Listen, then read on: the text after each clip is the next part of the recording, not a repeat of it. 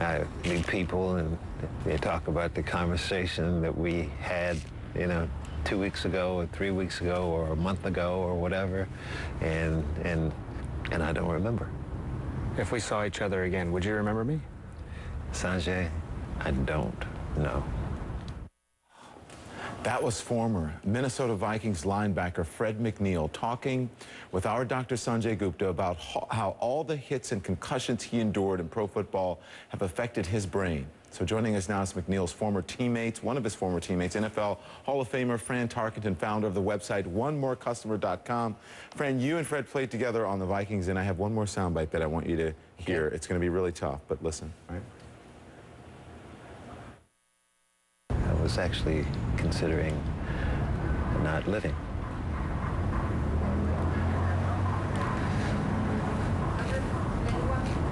I was actually considering that. You wanted to end your life?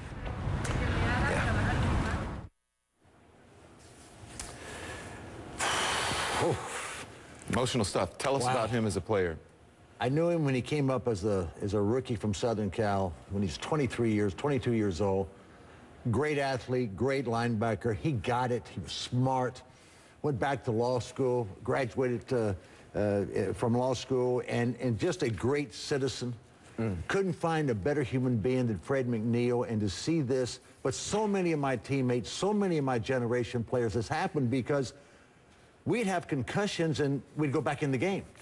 Do you worry about it for you? Do you ever think like you have a, when we call it, we're being funny, but it's when you have a senior moment, you say, or I'm having a little moment here, I can't catch it. Do you ever think about it for you? Sure I do, and all of us do. I had 2 concussions in my pro football career where I was not crazy.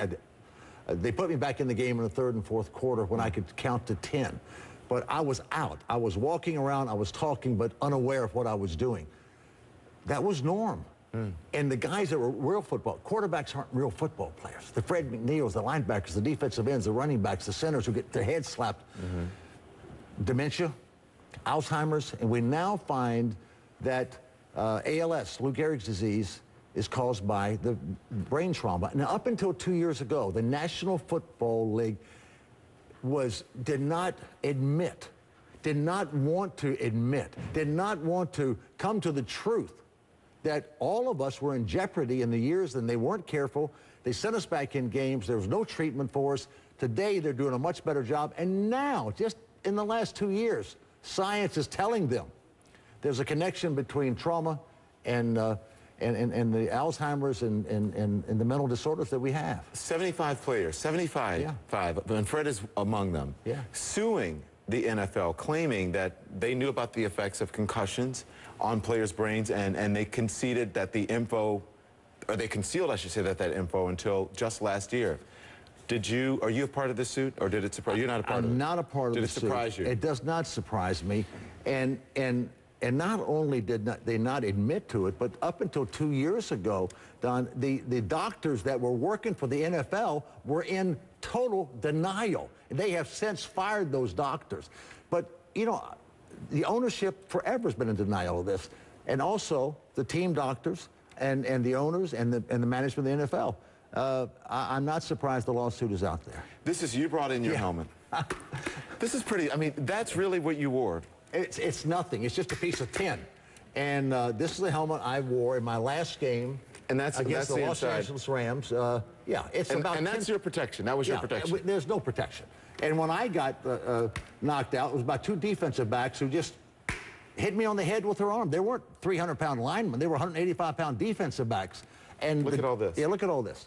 There's a cushion in there and all kinds of things. And this is a modern-day helmet. I want to point out this one. This is college. But it's the same type of helmet. It's the same type of helmet, and that weighs about 4 to 5 times more than this helmet. Much sturdy, much more protective. This one has no protection whatsoever.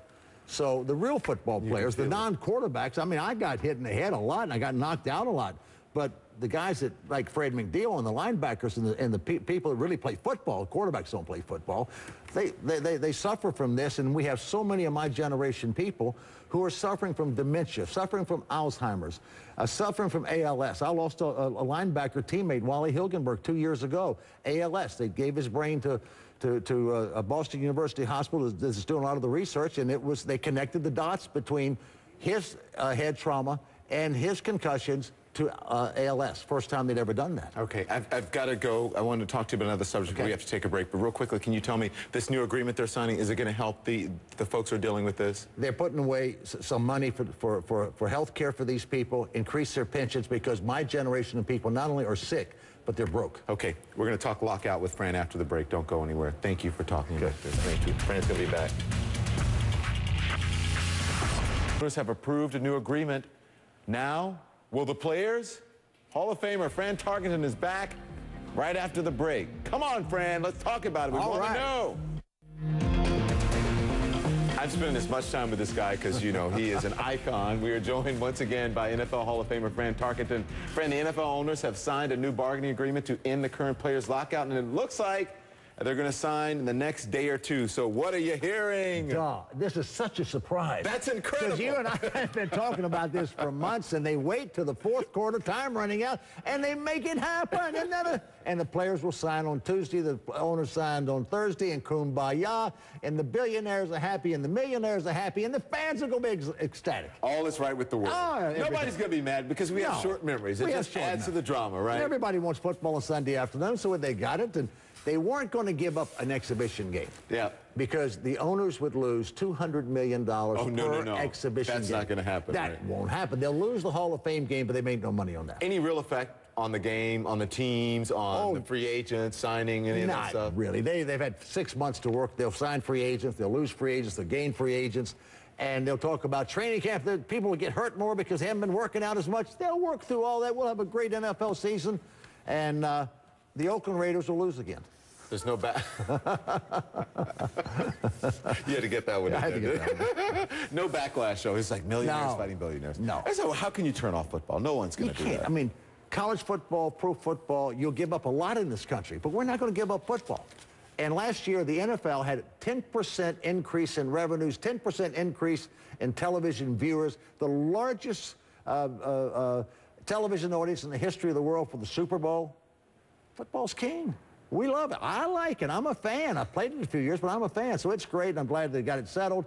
And I just hope that the owners make another $1 billion. Yeah. Fran, I could sit here and just talk to you the whole time. Well, tell me your website again. It's onemorecustomer.com. One small business website. I saw you've been retweeting and tweeting me. So you're on Twitter now. I'm a social media nut, man. I'm a zealot.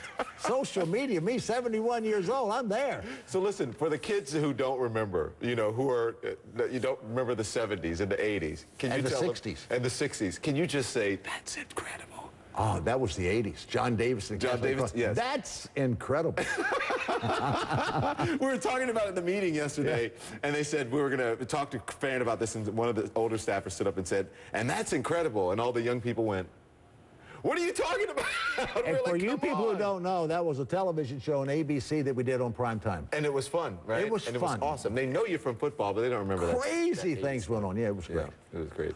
Fran, you're awesome. So we're all going to be fine. We're all going to be okay, Don, yeah. The millionaires will be fine. Yeah. And you guys, hopefully, the old-timers. Yeah.